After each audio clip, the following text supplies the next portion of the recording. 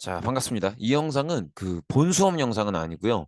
제목에 나와 있는 것처럼 오늘 저한테 질문이 하나 들어왔어요. 근데 그 질문 내용이 뭐였냐면, 한 시간 한 시간은 수업을 들으면 이해가 되는데, 그게 연결이 잘 안 되는 것 같다는 거예요. 근데 사실 이런 질문은 일단 기본적으로 되게 고마운 질문이에요. 왜냐면, 한 시간 한 시간 그 시간 그 시간 들었을 때 그 수업 시간 안에서 이해가 되면 보통은 거기서 더 생각 안 하게 되거든요. 근데 이 친구는 이제 공부를 더 했으니까 친구 둘이 왔는데 똑같은 질문을 한 거예요. 근데 이제 자기가 개인적으로 공부를 해봤으니까 자기가 어떤 어 수업 시간 한 시간 한 시간 들을 땐 이해가 되는데 그게 자기가 종합해서 이해를 하려면 연결이 안 된다.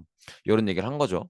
그래서 그 질문을 듣고 보니까 저한테 당장 온 게 두 명이기도 했고 이런 고민을 하는 친구들이 이들만은 아니겠다. 많은 친구들이 이런 고민을 할 수 있겠다라는 생각이 들었어요. 그래서 이제 이 영상을 만드는 거고 가만 생각해 보니까 이런 느낌을 갖게 되는 게 우리가 요 전에는 삼국시대 위주로 배웠잖아요. 삼국시대, 남북국시대. 그래서 이제 동시에 여러 개의 나라가 나오는 시대들을 배웠다 보니까 그 나라들 간의 관계에 주목해서 배웠단 말이죠. 물론 이제 통일신라 시대 때는 그 나라 안에 대목을 좀 보기도 봤지만, 근데 이제 고려 시대 들어와서는 뭐 국내 정치 보다가 대외 관계 보다가 제도 보다가 이러려니까 좀 정신이 없는 것 같아요. 그래서 지금 이번 시간의 목적은 고려를 시간대별로 정리를 하는 건데 이 시간대를 왕 단위로 정리를 할 거예요. 그래서 왕별로 모든 왕을 다 다룰 수는 없지만 최소한 우리가 수업 시간에 얘기를 나눴던 그런 왕들 위주로 한번 다뤄보면서 어떤 왕 때 어떤 일들이 있었는지를 한번 보고 그리고 왕별로 보면서 왕별로 어떤 사건들이 있었는지 그리고 그때 지배층이 누구였는지를 연결해서 한번 보려고 합니다. 그래서 이번 요 영상이 이제 고려 전체를 이제 시간대별로 좀 연결해서 이해할 수 있는 그런 기회가 됐으면 좋겠습니다. 일단은 고려의 첫 번째 왕은 태조죠, 태조. 태조 때 태조가 후삼국을 통일하는 과정을 도왔던 지방 호족들이 이제 고려의 첫 번째 지배층이 되는데 얘들이 나눠진다는 거죠. 이런 식으로 나눠지게 됩니다. 일단 세력이 좀 크기 때문에 자기의 큰 세력으로 태조를 왕건을 많이 도와줬던 크게 도와줬던 걔들은 이제 공이 큰 거죠. 공이 크기 때문에 보통은 관직을 받죠. 그리고 이렇게 관직을 받은 애들은 높은 관직으로 올라가기 때문에 이걸 이제 음서를 이용해서 자기 후대 후손들에게 쭉 이제 관직을 이어주죠. 그다음에 자기 세력이 그렇게 크지 않기 때문에 공이 작은 경우에는 그냥 이제 관직을 못 받고 지방의 향리로 남아있게 되죠. 그래서 이제 보통은 그 지역의 속현을 관리하는 그런 형태가 되죠. 그래서 이렇게 지방호족이 둘로 나눠지게 되는데 그 뒤에 이제 큰 변화가 오는 게 광종 때 이제 왕권을 강화하기 위해서 과거제와 노비한건법이 실시가 되죠. 근데 이제 이 과거제가 중요한 변화를 불러오죠. 이 과거제 덕분에 이제 육두품 출신들이나 아니면 향리 자식들 중에서 공부에 재능이 있는 이런 친구들이 과거 시험에 합격해서 이제 관직에 진출하게 되죠. 그래서 보통은 이 둘을 묶어서 문벌귀족이라고 하죠. 근데 이제 구분은 요 앞에 공이 있었던 태조 때 요 신하들은 음서로 이어가는 거고 얘들은 이제 과거로 들어가는 거죠. 근데 음서로 들어갔든 과거로 들어갔든 어쨌든 중앙에 관직이 있으면 문벌 귀족이라는 거죠. 그리고 얘들은 그냥 향리로 쭉 이어져 가는 거고요. 그리고 성종 때 이제 이 육두품 출신의 문벌 귀족이었던 최승로가 시무 28조라는 글을 내면서 이걸 바탕으로 여러 가지 제도들을 마련하게 되죠. 그래서 뭐 중앙정부는 중앙통치기구는 이성육부, 그다음에 지방제도에 뭐 오도양계라든지 뭐 아니면 주현보다 속현이 많다. 주현에는 지방관이 가고 속현은 안 간다. 속현은 이런 지방의 후족 출신 향리들이 관리한다. 아니면 차별받는 지역으로 향부곡소가 있다. 뭐 그런 내용들이 정비가 되는 게 요 시점이라고 볼 수 있겠죠. 그다음에 뭐 삼사라든지 뭐 아니면은 뭐 식목도가 뭐 도병마사 뭐 어사대 중추원 이런 것들이 만들어지는 게 요 시기라고 보시면 되겠죠. 그리고 요 시기가 또 거란이 침입해 오는 시기이기도 합니다. 그래서 거란은 총 세 번 침입해 오죠. 그래서 처음에는 서희에 요 기억나시죠? 키워드는 잡아가셔야 돼요. 서희에 요거 강동육주. 그다음에 송과 교류 끊겠다라는 약속을 했었지만 못 지키죠. 그리고 강조의 정변을 계기로 양규가 쳐들어오죠. 양규가 쳐들어오는 게 아니고 강조의 정변을 계기로 거란이 쳐들어오고요. 네, 그때는 이제 개경을 함락당하죠. 그리고 이제 왕이 직접 가서 사과하겠다는 약속을 하고 돌아가는 길에 양규가 활약을 하죠. 그다음에 마지막 세 번째 침략으로는 이제 강감찬이 귀주 대첩에서 막아내고요. 요때 막아내고 나서 여기 이제 전쟁 거란과의 전쟁은 끝이고 그다음에 수도 주변에 나성 그다음에 국경선에 천리장성 이런 거 설치하죠. 요때도 지배층은 계속 문벌귀족인 거예요. 그래서 아이고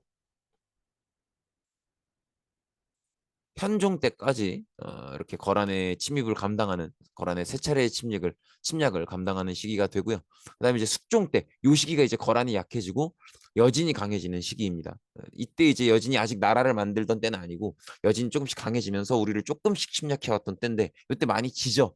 그러면서 이제 윤관이 별무반을 제안하죠. 그래서 기병 중심의 별무반을 마련하게 되고 요때 이제 기억나시겠지만 요때 이제 동북 구성을 잠깐 차지했었다가 바로 돌려주죠. 그리고 이제 얼마 안 있다가 인종 때 요때는 이제 여진이 이제 완전 세져서 금나라라는 나라를 만들던 그런 시기이고 요때가 이제 우리가 문벌귀족이 그 문제가 드러나는 시기예요.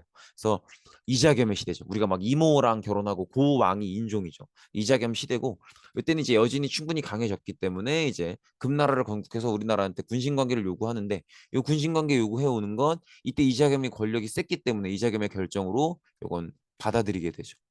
어, 이렇게 보시면 되겠고. 이때 이제 인종이 이자겸을 견제하면서 이자겸의 난을 일으키고요.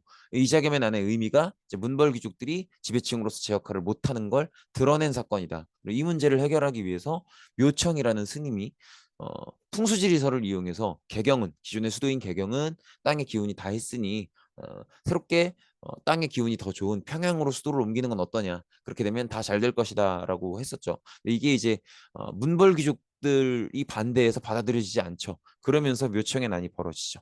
근데 이걸 이제 김부식이 진압을 하게 되죠.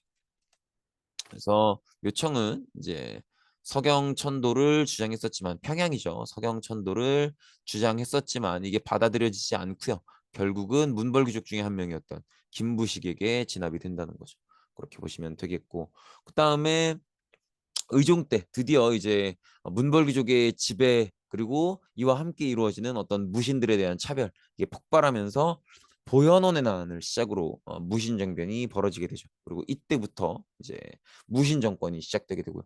무신 정권은 뭐 정중부, 경대승, 이민 쭉 많지만 제가 좀 기억해달라고 부탁했던 건 최충원과 최후였어요. 최충원은 다 쓰진 못하겠지만 교정도감, 도방, 봉사십조 이런 거 기억해 주셔야 되고요. 그다음에 최후는 정방, 서방 그죠? 이런 것들 기억해 삼별초 이런 거 기억해 주셔야 되고 그다음에 이제 무신 정권이 잘 이어가다가 요때 이제 몽골이 침략해 들어오죠. 그래서 몽골이 처음에 이제 거란을 같이 물리치는 그 과정에서 만나고 그다음에 이제 어 몽골이 고려로 보낸 사신이 피살당하면서 첫 번째 침략을 당하게 되죠. 그때 활약을 했던 게 박서였고요. 근데 결국은 이제 몽골을 막아내지 못하면서 다루가치라는 몽골의 정치 간섭 기구를 설치하는 걸 용인하게 되고요. 어, 그리고 이제 당시 무신 정권은 끝까지 싸우겠다는 각오로 수도를 강화도로 옮기게 되죠. 그래서 요게 이제 두 번째 침략의 계기가 되고요. 두 번째 침략을 했을 땐 김윤후라는 스님이 이제 처인부국 충주성 이런 데서 활약을 해서 몽골 장수 사리타이를 죽이기도 하죠. 그리고 이제 무신 정권은 끝까지 싸우겠다는 그리고 부처님의 힘을 빌려보겠다 이런 각오로 8만 대장경을 조판하기도 하고요. 근데 결국은 이제 몽골을 감당해내지 못하고 몽골은 중국에 이제 원나라라는 나라를 세우게 되고요. 우리나라는 원 간섭기에 들어가게 되죠. 요때는 이제 원나라한테 잘 보이는 그래서 원나라한테 싸바싸바해서 원나라 형님들 멋있습니다. 이런 식으로 해서 권력을 차지했던 권문세족이 지배층으로 들어서게 되고요. 원간섭기에는 이제 충 무슨 무슨 왕 이렇게 원나라한테 충성한다라는 의미로 왕의 칭호에 충자를 붙이게 되기도 하고요. 그다음에 또 원나라가 처음에는 일본을 정벌하기 위한 기구였지만 이제 나중에는 일본 정벌 실패 이후에도 남아서 이제 고려의 정치를 간섭했었던 정동행성이 설치가 되는 시기이기도 하죠. 그리고 이때는 아까 말씀드렸던 것처럼 원나라한테 잘 보였던 그런 세력들이 권문세족으로서 지배층으로 자리하게 되는데 원나라가 급속도로 약해지면서 이제 요걸 기회 삼아서 원나라의 간섭을 벗어나려고 노력했던 게 공민왕이었죠. 공민왕은 이제 국내에서는 이 원나라한테 잘 보여서 세력을 얻었던 권문세족을 몰아내기 위해서 반원 자주 정책을 펼치죠. 그러면서 이제 신진사대부 를 이제 키우게 되죠. 성균관에서 키우게 되죠. 근데 이제 이 시기 때 이제 한족이 어 원나라한테 저항하는 세력으로서 한족이 홍건적의 난을 일으키게 되고 그 홍건적들이 우리나라에 들어오기도 하고요. 그다음에 또 우리나라나 또 중국, 일본이 다 혼란스러운 시기였기 때문에 왜구들이 판을 치죠. 그래서 북쪽에서는 홍건적이 쳐들어오고 남쪽에서는 왜구들이 쳐들어오는 그런 굉장히 혼란한 시기였는데 요때 요들을 잘 막아냈었던 신흥 무인 세력이 또 인기를 얻으면서 크게 성장하게 되죠. 그리고 마지막으로 이제 우왕 때 이때 이제 원나라는 약해지고 한족이 새롭게 세운 명나라가 커지게 되죠. 근데 이제 명나라가 원나라를 몰아내는 과정에서 우리한테 좀 무리한 요구를 하죠. 공민왕 때 이제 직접 싸워 이겨서 얻어냈었던 쌍성총관부를 그리고 쌍성총관부를 포함하는 천령이 지역을 이제 돌려달라 이런 얘기를 명나라가 하죠. 그래서 거기에 이제 그걸 받아들이지 못해서 당시에 신흥무인 세력 중에 한 명이자 가장 강력한 권력자였던 최영이 이제 우왕을 설득해서 이걸 받아들일 수는 없고 오히려 우리가 명나라를 공격해야 된다. 이런 얘기를 하죠. 근데 이제 이걸 같은 신흥무인 세력이었던 이성계가 현실적인 이유로 반대하게 되죠. 반대하는데 최영이 명령해서 결국은 이제 반대 의견을 묵살당하고 이제 요동을 정벌하러 가죠. 요동을 정벌하러 갔다가 정말 이건 아닌 것 같아서 요동 코앞에 압록강에 있는 위화도라는 섬에서 군대를 돌리게 되죠. 사실상 이건 반역이었고요. 그리고 이 반역이 성공하게 되면서 이제 고려의 실권을 장악하고 정도전 신진사대부 중에 급진파에 속하는 정도전과 함께 조선을 건국하게 되는 거죠. 요게 이제 고려 역사를 쭉 훑어본 거예요. 이렇게 이런 시간의 흐름에 따라서 한번 쭉 살펴봤으니까 이게 이제 제가 이걸 한 목적은 우리가 학습지로 배웠던 내용들이 각각 시간대별로 어느 타이밍에 위치하는지를 한번 자리를 잡아드리려고 한 거거든요. 그래서 도움이 되셨기를 바랍니다. 네, 여기서 마치겠습니다. 감사합니다.